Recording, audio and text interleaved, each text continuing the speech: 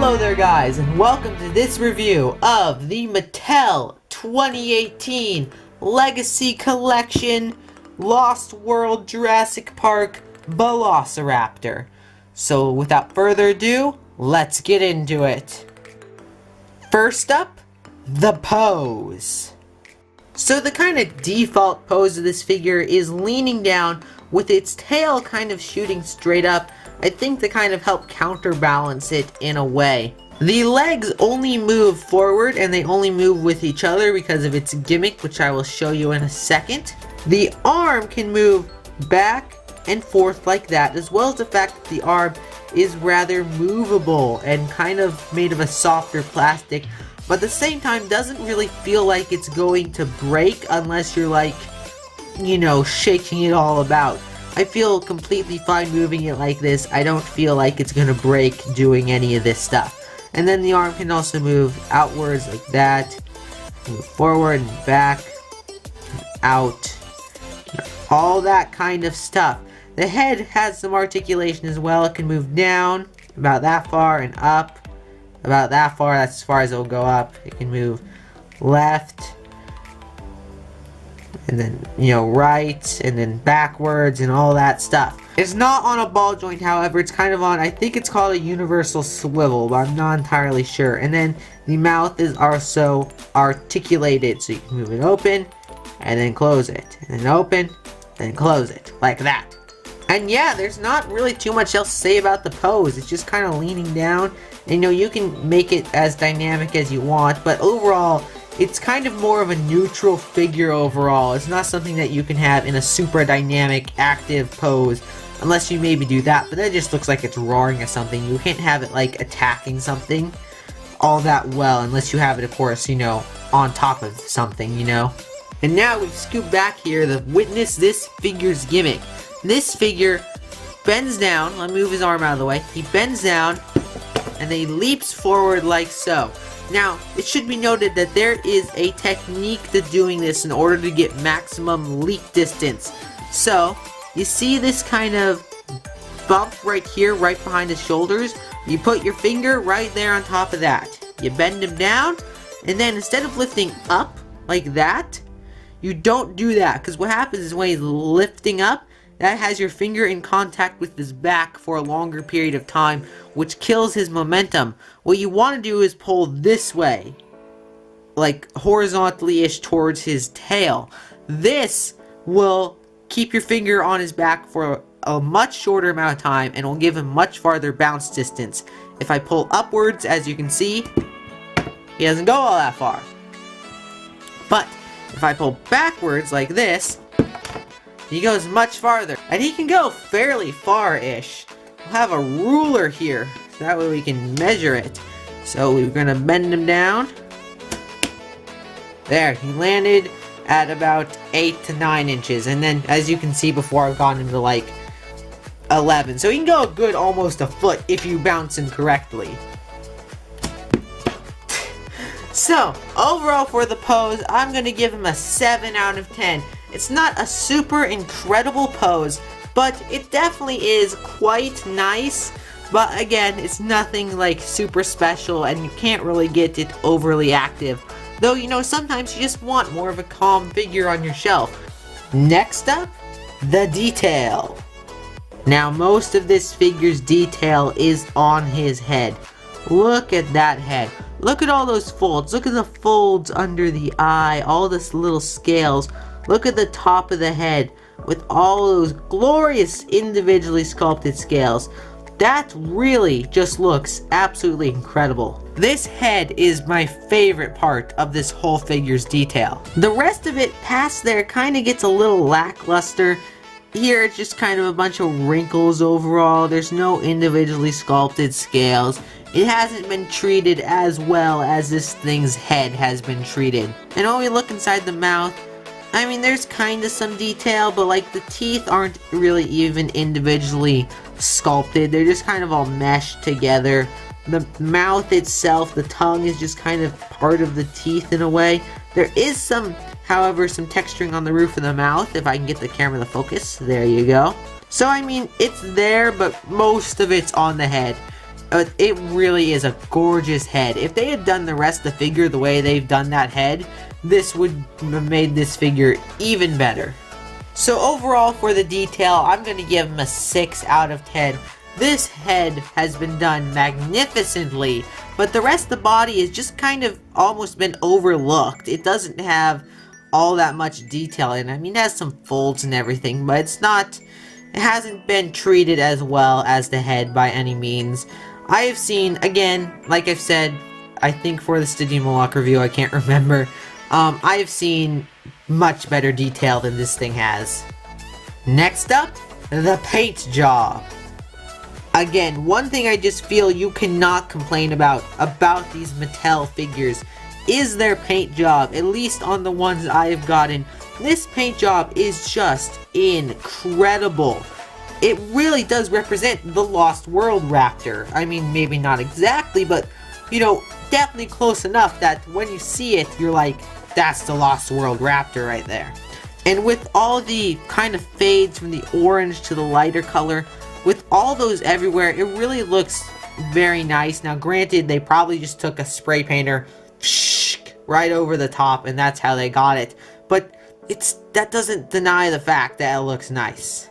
It has this much lighter underbelly, which I think is the color of the plastic, that slowly transitions to this much more yellowy orange type color with these blacker, darker brown stripes going along the back. It really does look very good. The toe claws have been applied with some gloss as well as the paint, which looks very nice, and the finger claws as well also have that gloss on them. I don't know why they didn't actually physically paint, like with black paint, the finger claws, but like put gloss on them. That's kind of weird to me. Also, to some people, the arms kind of stand out because they're a different color from the rest from where they connect to the body. To me, at least, they don't stand out all that much. I think that that's completely fine. They don't look all that weird to me.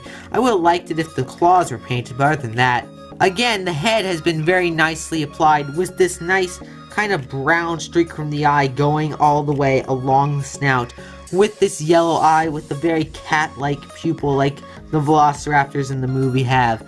That is very, very nice. However, when we open the mouth, as you've probably already seen, it's not quite as good. It has like a painted pink fleshy area right there, and the tongue's painted, but like it doesn't have painted gums.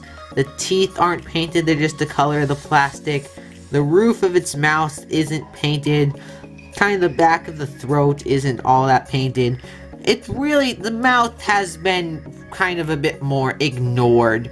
Which, you know, I guess is okay. I would like to see some more stuff there, but I mean, you know. Overall, for the paint job, I'm gonna give it a 9 out of 10. It really is. It's really good. I really like the paint job. I don't necessarily know why, but it just looks really, really well done and well applied, in my opinion, at least. Now, for movie accuracy. Now, for this figure, I have 2 major problems with it for its movie accuracy. First off, while the coloration is definitely reminiscent of the Lost World Velociraptors, it's not exact. They didn't have this giant big plotch of black over the top. They had stripes, like tiger stripes. They also went down on the arms and the legs as well. So that's kind of unfortunate to see. I would have liked to see those kind of more tiger stripe pattern. As well as the fact that some of you probably have noticed by now, this dude's freaking massive feet. I mean, look at these feet. These are the size, if not bigger than his head. These things are massive clown feet. I mean, they're just They're crazy. It's insane how big they are. I think they're there so that way when he jumps, he's more likely to stand up. But he doesn't even do that anyway. So, I mean, it's like, why not just make it so his feet are normal size, because he's not going to be able to jump all that well in the first place. It's just, I don't know. I don't understand. I would have preferred him to be a bit smaller. Overall, though, for movie accuracy, I'm going to give him an 8 out of 10. Now, for paleontological accuracy. To save myself some time, I'm just gonna do that. There you go. See, every single feature on this figure right here, change it into this thing. Give it feathers, give it wing feathers, make the hands not pronated, make the head the actual correct shape. You know, make the feet more accurately sized. Give it, you know, these nice tail fan all along the back. Sorry, he fell over. Like, turn this figure into this figure, and there you go. Overall, for scientific accuracy, I'm going to give it a 3 out of 10. There's your scan code for you, kiddies. Get to doing that. Now, before we get to this figure's overall score, we're going to figure out how big it is and then do some size comparisons. So, as we can see here, this figure is about 8 inches long, and at the highest point, which is actually the tip of the tail, is about 4 inches high, which correlates to about 10 centimeters high, or about 20 centimeters long. And now for size comparisons, first up, we're going to bring in our constant, which you have already kind of seen, but we're going to bring him in again anyways. The Safari Limited 2017 Feathered Velociraptor. And these guys kind of work together in a way. I mean, granted, this doesn't look anything like this, and this doesn't look anything like that. I mean, they might as well be different genuses, let alone the same species, and opposite portions of the family tree and all that kind of stuff. But yeah, you know, they look, that gives you your general size range, because I feel quite a few people have the Feathered Velociraptor. Next up, we're bringing in another Velociraptor, the Carnegie Feathered Velociraptor. You know, this one's not as accurate as the last one. You know, it doesn't have the tail feathers going all the way down the tail. It doesn't have accurate wings. It's not very poofy. But, you know, it's definitely more accurate than this one. And this one actually kind of represents a Velociraptor. And that gives you your size range kind of thing going on. Let me get them both in shot. There you go, standing next to each other. They're pretty much the same height and same length-ish, so this guy's a little longer. And next, for the figure that we reviewed last time, the Stygimoloch. As you can see, they're pretty much the same height and everything, except his tail is definitely quite a bit higher, and the raptor is longer as well. Okay guys, now for the moment you've all been waiting for. Overall, I give this figure, for movie accuracy wise, a 7.5 out of 10 if we're going off of that standpoint. However, if we are doing paleontological accuracy, he gets a 6.25. You know, not incredible scores. This guy really only succeeds, in my opinion. The only reason why I've gotten him, again, like so many of the Mattel figures, is because of this gorgeous paint job. If it weren't for this paint job, you know, he's okay. He's not super good though. He's not incredible by any means of the imagination. But you know, I like him, which is why of course I got him, because he's got that phenomenal coloration, and plus now I have a Lost World Velociraptor in my collection, and really what more is there to want? I cannot wait until Mattel releases their Jurassic Park 3 version of this. I'm definitely going to be picking that one up, because I want that one bad. But anyways, guys, let me know your thoughts in the comment section down below. Do you disagree with me? Do you think that this is the bestest figure that has ever been made in the history of mankind? Or do you think, dude, why do you even own this? This thing sucks. Tell me your thoughts down in the comment section down below, and I will see you in the next review. Dino Man, out. So without further ado, let's scan this sucker. So I just aim it the Cody thing on. There you go. That's simple. What do we got? There he is. Ooh. You sound fearsome, don't you? Yes, you do. You're very fearsome. Okay, calm down, buddy. The velociraptors make nests to lay and brood her eggs. Oh, that's cool. I think that might actually be a good fact. But I guess we don't know at this point. Her hands are flexible, like wing bones on modern birds.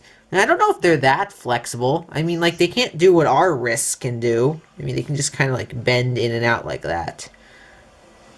What about this one? The fossil was first discovered in 1923. I think that's true. I'm not too sure, though. Not too sure about that one. But yeah, there is your Jurassic Park 3 Velociraptor in the game. I'm not entirely sure. Oh, hold on. What did I do? I don't care about you. Back. It's kind of a shame that you can't like spin around it because I really want to like see the model. I don't just want to see it from this angle. But overall, I do have to say this model does look pretty accurate to the actual toy figure thing that I have. A bit more accurate than the I don't care, than the Stygimoloch, which if I can get to kind of show its patterning, doesn't look quite as similar as the actual toy. So I think they did a better job for the model in the game for this guy instead of the Stygi, you know? But yeah, anyways, there you go. Goodbye.